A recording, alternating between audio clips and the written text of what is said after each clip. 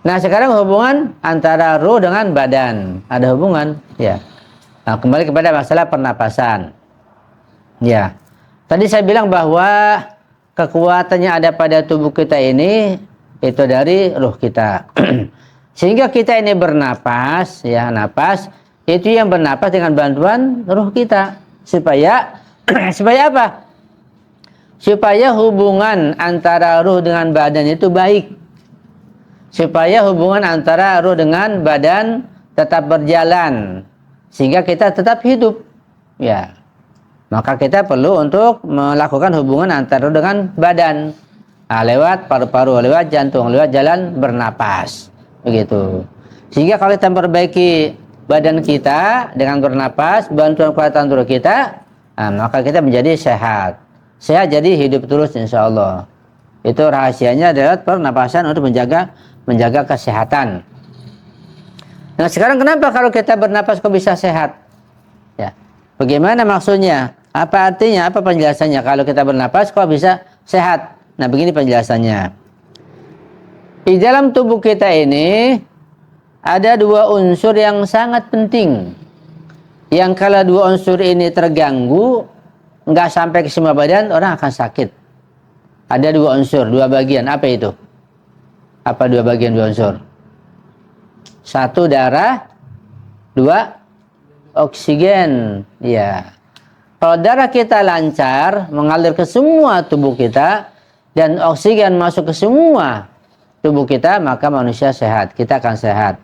Tapi kalau darah nggak lancar, nanti oksigen tersendat, sakitlah manusia. Kalau yang tersendat itu di jantung, sakit jantung. Yang tersendat di paru-paru, sakit paru-paru. Begitulah, tergantung di mana dia tersendat atau darah nggak lancar. Karena itu selama darah itu lancar mengalir ke semua tubuh dan oksigen masuk, maka manusia sehat. Nah, sekarang bagaimana caranya supaya badan tetap sehat, darah mengalir ke semua tubuh, oksigen masuk? Nah, dengan pernapasan itu, begitu.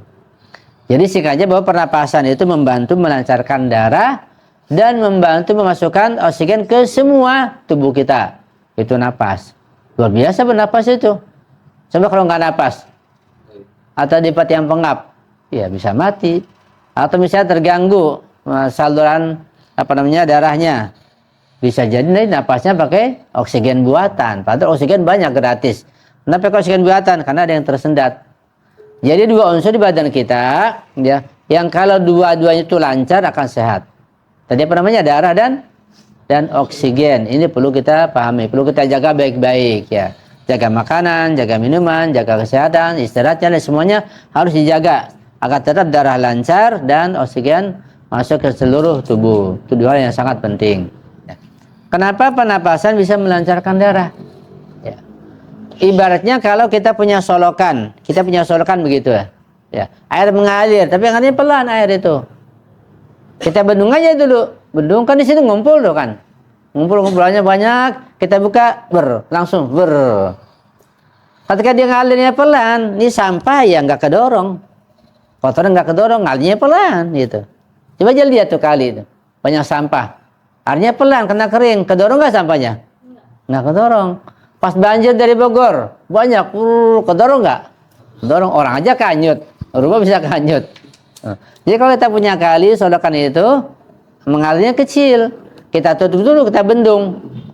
Udah penuh, udah banyak penuh, kita buka, langsung dia kedorong nggak? Kedorong. Paham ya? Nah, kita ini pernapasan, kita tarik napas, kita tahan di jantung kita, tahan di paru-paru kita, tahan, jangan napas gitu.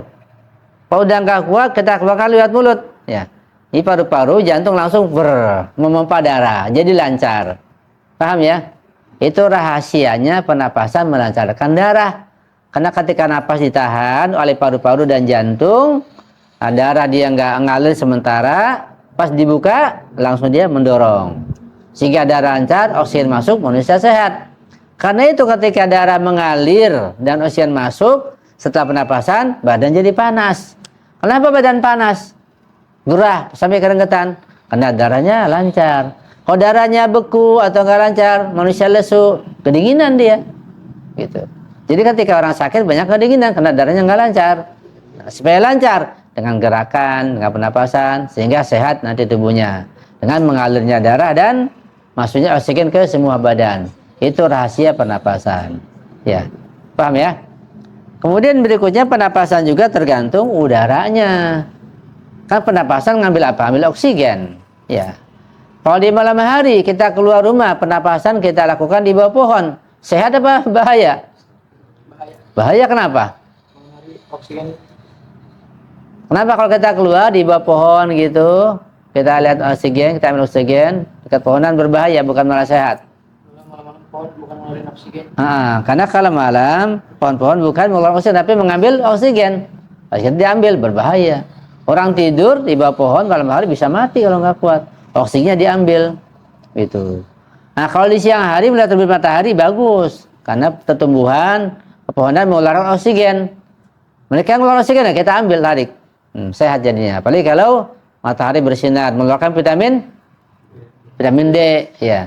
Matahari mengirim vitamin D buat kita, pohon-pohonan mengirimkan oksigennya, kita yang gerak, kita jadi sehat olahraga. Cepat panas jadinya, cepat sehat begitu. Jadi kalau olahraga atau mengambil oksigen harus di siang hari, di pagi hari. Terutama ketika matahari bersinar di pagi hari, itu sangat sehat, sangat bagus. Ya. Gimana caranya? Caranya gampang. Ini pernapasan untuk kesehatan. Nah itu untuk lain juga banyak, untuk pengobatan, untuk macam-macam, banyak manfaatnya. Tapi sementara untuk kesehatan dulu. Ya caranya di sini bagus karena oksigen itu ada apa namanya? Oksigen, kebaikan oksigen ada dua pengaruhnya. Pengaruh lingkungan, pepohonan, ya, air misalnya, kemudian sinar matahari. Jadi kalau di dalam pramuka itu, ya, apa namanya? Jambore. Nah, akan ada apa namanya? Ada danau itu. Ada setu, airnya bagus bersih. Matahari bersinar, kemudian pepohonan, wah bagus sekali. Itu lahirnya begitu. Tapi di sini juga bagus ya, karena di sini ada sisi lain, yaitu sisi rohaninya, malaikat. Kalau dua-duanya lebih bagus lagi, ya. Misalnya kayak tadi sana di Jambore itu baca doa dulu, apa dulu, sehingga ruhnya kuat, baru latihan pernapasan. Lebih bagus lagi. Nah, kita lihat di sini pun insya Allah bagus. Jadi caranya untuk melatih pernapasan kita itu, kita ambil oksigen ini yang gratis ini lewat hidung. Tarik gitu. Pelan-pelan, kan ini kan terbatas. Sampai dia ngumpul di sini. Kita tarik. Tek aja di sini. Kita tahan napas.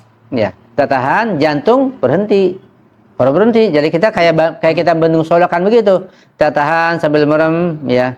Nah itu udah lama kita tahan, nggak kuat, sabar. Sekuat-kuat sabar. Kalau nggak kuat kita keluarkan lewat mulut. Darah keluar nanti. 2 kali, 3 kali panas, kemudian keringetan. Cepat sehat, ya. Paham ya? Itu pernapasan. Itu cara pertama. Kita tarik, ambil oksigen di luar ini. Yang punya Allah kita ambil. Sambil berdoa. Lewat hidung, kita tarik. Kita tahan. Bisa kita pejamkan mata. Ya, kita konsentrasi. Kemudian kita tahan. Undang kuat. Baru kita keluarkan lewat mulut. Ketika mengambil pelan-pelan. Jangan sekaligus. Ya, jangan sekaligus. Itu cepat sekaligus namanya nggak bagus. Pelan-pelan dulu gitu. Supaya gak kaget jantungnya, paru-parunya, ya. Pelan-pelan. Tek kumpul, ya. Kemudian ketika sudah selesai, tenaga sudah habis, ya. Kita mau keluarkan lewat mulut juga pelan-pelan juga, jangan sekaligus, pelan-pelan. Itu dilemesin, keluar semuanya. Kita kosongkan. Itu cara bernapas yang menyehatkan insya Allah. Itu juga untuk menyehatkan badan. Itu cara pertama. Cara kedua sekarang. Cara kedua, ini dengan berlatih insya Allah akan bisa kita lakukan. Cara kedua itu, kita tarik nafas lewat hidung, kumpul di dada, di paru-paru, kita pejamkan mata. Nah, oksigen yang kumpul di sini itu kita bisa salurkan. Bisa kita giring, kita salurkan. Dengan konsentrasi, kemarin kita salurkan. Kemana nih? Bisa ke perut, ke apa namanya, ke ginjal bisa, ke emah juga bisa, gitu. Bisa ke kepala kita salurkan. Gimana? Apa pakai tangan begitu? Enggak, pakai konsentrasi. Kita konsentrasi dengan niat sungguh-sungguh kita menyalurkan napas di sini, oksigen di sini ke bagian bawah atau ke atas begitu. Bisa. Nanti terasa ada. Sehingga orang yang sakit perut kalau tarik napas, konsentrasi sedangkan perut bisa sembuh perutnya. Orang sakit emah, ya, tarik nafas, konsentrasi, salurkan ke kemahnya itu ke lambung ya, ke lambung, nanti bisa sembuh. Cuma nggak sekaligus, pelan-pelan. Tapi juga ya perlu dijaga makannya, istirahatnya, pikirannya, semua harus dijaga, bukan napas doang. Orang sakit kepala dengan pernapasan bisa sembuh. Dengan syarat-syarat yang lain tentunya ya. Nah, kalau sakit lambung ya punya utang nggak lunas ya sembuh. Ada pikirannya terus begitu. Jadi harus ada syarat yang lain gitu. Terutama ketika waktu sujud. Tarik napas, tahan di sini, tahan, sujud pelan-pelan, konsentrasi pejamkan mata, salurkan nafas ke kepala, ketika si kepala. Nanti bangun lagi, duduk, keluarkan. Nanti sakit pelan lama-lama bisa sembuh. Dengan pernapasan, banyak yang bisa dibantu untuk mengatasi penyakit dan menyehatkan diri kita. Banyak ya, itu diantaranya.